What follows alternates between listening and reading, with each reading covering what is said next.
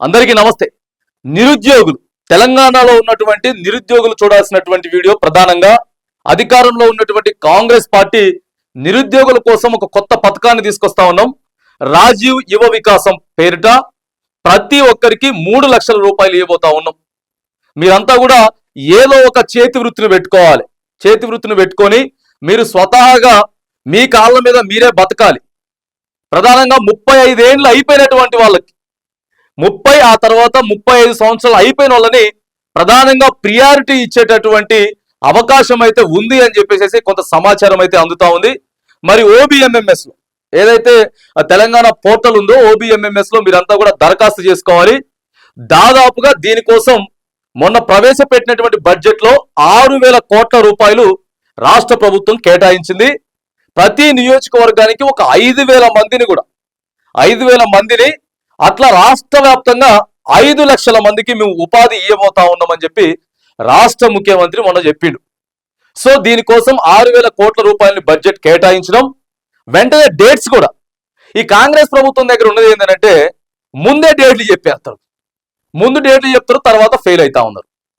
బెస్ correct. ఇది ఎందుకు చెప్తా ఉన్నామనంటే ఆగస్టు 15వ తారీఖు వరకు రుణమాఫీ చేస్తామని చెప్పారు. ఆడ కొంతమందికి కాలేదు. జనవరి 26వ తారీఖు నుంచి టకా రైతు భరోసా పైసలు పడతాయి అని చెప్పారు, కానీ పడలేదు.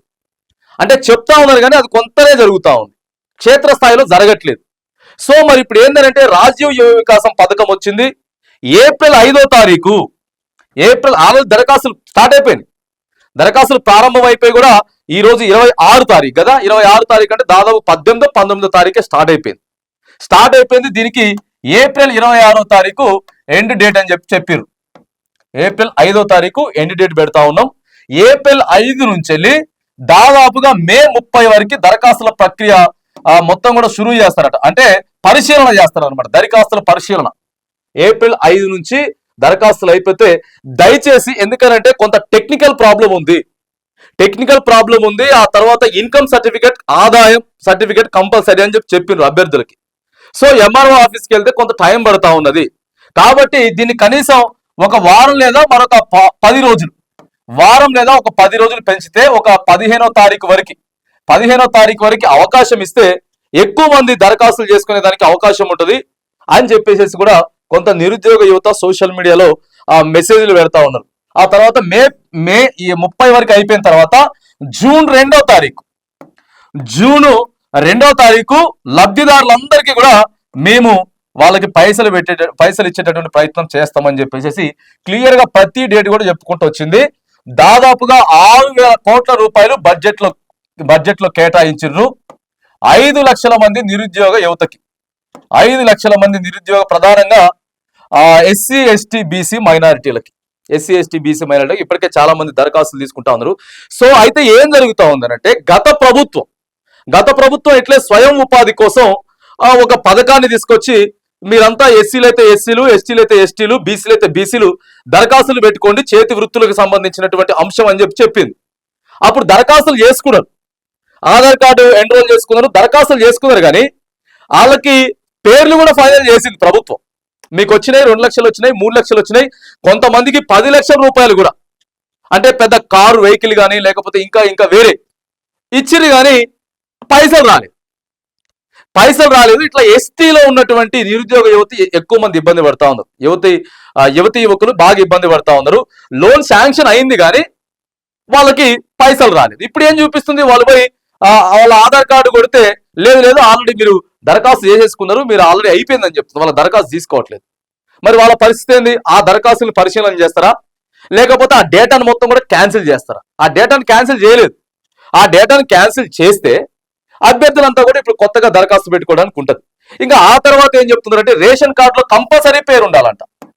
రేషన్ కార్డులో పేర్లు ఉండాలి. ఇక్కడ కూడా నిరుద్యోగ యువత కొంత నష్టపోతా ఉన్నారు. ఎందుకంటే రేషన్ కార్డులు లేవు. గత 10 సంవత్సరాలుగా రేషన్ కార్డులు లేవు. ఇప్పుడు కాంగ్రెస్ ప్రభుత్వం కూడా ఏం చెప్పింది, మేము వచ్చుడితోటి రేషన్ కార్డు 100 రోజుల్లో అని చెప్పారు. 7 సంవత్సరాలు అయిపోయింది, రేషన్ కార్డులు ఇంకా ఇయ్యలేదు. సో మరి ఇప్పుడు రేషన్ కార్డులో చాలా మంది ఏం చేశారంటే కొత్త రేషన్ కార్డు అప్లై చేసుకోవడం కోసం వాళ్ళ ఫ్యామిలీ నుంచి దాన్ని రిమూవ్ చేసుకున్నారు, దీన్ని డిలీట్ చేయించుకున్నారు. ఆ తర్వాత అమ్మాయిలు కూడా, లేడీస్ కూడా వాళ్ళ కుటుంబం నుంచి డిలీట్ చేసుకున్నారు, ఎటు కాకుండా పోయారు. ఇప్పుడు మరి వాళ్ళు ఎట్లా అప్లై చేసుకోవాలి? సో ఇట్లా చాలా మందికి అన్యాయం జరిగేటటువంటి అవకాశం ఉన్నది. వాటిని మరి ఎట్లా సరి చేస్తే బాగుంటది, ఎట్లా సరి చేస్తే బాగుంటది, ముందుగా అప్లై చేసుకున్న వాళ్ళకి, ఆ తర్వాత రేషన్ కార్డులో పేరు లేని వాళ్ళకి, మళ్ళొకసారి చెప్తా ఉన్నాం, 30 నుంచి 35 సంవత్సరాలు పైగా ఉన్న వాళ్ళకి మాత్రానికి ఖచ్చితంగా ఆ ప్రియారిటీ వాళ్ళకే ఇవ్వబోతా ఉన్నారు. ఇక ఇది ఇంకొక గమ్మత్తు ఉంది. ఇంకో గమ్మత్తు ఏంటంటే ఎమ్మెల్యే ఎమ్మటే ఎవడు తిరిగితే వాడి. అప్పుడు ఒక ఆయన అన్నాడు కదా, మన కాంగ్రెస్ పార్టీ ఆయన అనే, ఎవడు కేసీఆర్ జోకితే వానికే లోను, ఎవడు చేస్తే అదే లోను. మళ్ళీ ఇప్పుడు కూడా ఎమ్మెల్యేది ఎవడు జోకితే వాడే, ఎవడు భజన చేస్తే వాడే అంటే మాత్రానికి ఈ పథకం ఫెయిల్ అవుతుంది, కాంగ్రెస్ పార్టీ ఫెయిల్ అవుతుంది రాబోయేటటువంటి ఎన్నికలలో. ఇక నిరుద్యోగ యువత అంటే తెలుసు కదా. సో కాబట్టి నియోజకవర్గానికి మరి 5,000 అని చెప్తా ఉన్నారు. అసలు మామూలుగా కాదు, 5,000 ఇవ్వడం అంటే నాటే జోక్. 5,000 మందికి అంటే దాదాపుగా 1,000 మందికి అయినా సరే, 800 లేకపోతే 1,000 మందికి మండలంలో మరి ఇది పథకం అందుతుంది. ఈ పథకం అంది చాలా ఉంటుంది. లోన్ వచ్చిన తర్వాత మీరు కొటేషన్ తీసుకురమ్మంటాడు, అవన్నీ చేయాలి. కానీ ఖచ్చితంగా యువత ఏం చేస్తారంటే, వీటిని ఏం చేస్తారంటే ఆడ ఫోటోలు దిగుతారు. కొంతమంది జిరాక్స్ సెంటర్ ముందు ఫోటో దిగుతాడు, పంపిస్తాడు, జిరాక్స్ షాప్ ఉండదు, ఏముండదు. వాడికి 10-20 వేలు ఇస్తారు, ఈ 3 లక్షలు అట్టే సంగతి. ఇక దీంట్లో సగం అయ్యే ఉంటాయి, మెల్లరు కొనుక్కున్నట్లే మెల్లరు ఉండదు, ఏముండవు. ఇక లోన్లన్నీ ఇట్లే పోతున్నాయి. 2 లక్షలు 3 లక్షలు ఎమ్మటే అయిపోతాయి. అట్లా కాకుండా ఖచ్చితంగా దివ్యాంగులు కూడా దీంట్లో సపరేట్ ఇచ్చారు. వికలాంగులు ఎవరైతే ఉన్నారో వాళ్ళకి సపరేట్ కోటా కూడా ఇస్తా ఉంది ప్రభుత్వం.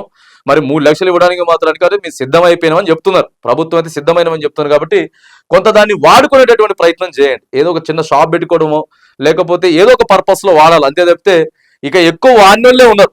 ఎక్కువ పైసలు వాడుకోవడం, ఆ కొటేషన్ ఇచ్చిన వాడికి ఎంతో కొంత ఇవ్వటం, ఆడ ఫోటో దిగటం, ఆ ఫోటోని పంపించడం, పెట్టినమని చెప్పి. సో ఇదే జరుగుతా ఉంది. కాబట్టి అధికారులు కూడా ఖచ్చితంగా ఆ లబ్ధిదారులు ఎవరైతే ఉన్నారో వాళ్ళు ఖచ్చితంగా ఆ యూనిట్ ని వాడుకునేలాగా చేయాలి. ఆ తర్వాత మరి ఇంతమందికి ఇస్తా ఉన్నారు కాబట్టి దయచేసి కార్యకర్త కూడా నిరుద్యోగే, మీ ఎంబడి తిరిగే కార్యకర్త కూడా నిరుద్యోగే. ఆయనకి 3 లక్షలు ఇవ్వాల్సిందే, ఆడు బతకాల్సిందే. కాకపోతే మొత్తం కాకుండా కనీసం సగం మందికి మీ కార్యకర్తలకు ఇచ్చుకోండి. సగం మంది మీ కార్యకర్తలకు ఇచ్చుకున్నా సగం మందికి మాత్రం 2,500 మందికి న్యూట్రల్ గా బీజేపీ పార్టీ అవ్వచ్చు, లేకపోతే బీఆర్ఎస్ అవ్వచ్చు, ఎవరైనా అవ్వచ్చు, ఖచ్చితంగా ఇచ్చుకునేటటువంటి ప్రయత్నం చేస్తే మాత్రం ఈ పథకం ఎక్సలెంట్ గా ముందుకు పోతుంది, పాస్ అవుతుంది. లేకపోతే మీ కార్యకర్తలకే ఇచ్చుకుంటే మాత్రం ఇబ్బంది అవుతుంది. కాబట్టి సో నిరుద్యోగులంతా కూడా ఒకసారి మీరంతా కూడా OBMMS లోకి వెళ్ళి ఖచ్చితంగా దరఖాస్తు అయితే చేసుకోండి. ఏప్రిల్ 5 వరకు దరఖాస్తు చేసుకోండి అని చెప్పి రాజీవ్ యువ వికాసం పథకం గురించి మాత్రానికి క్లియర్ గా ప్రభుత్వం చెప్తా ఉంది.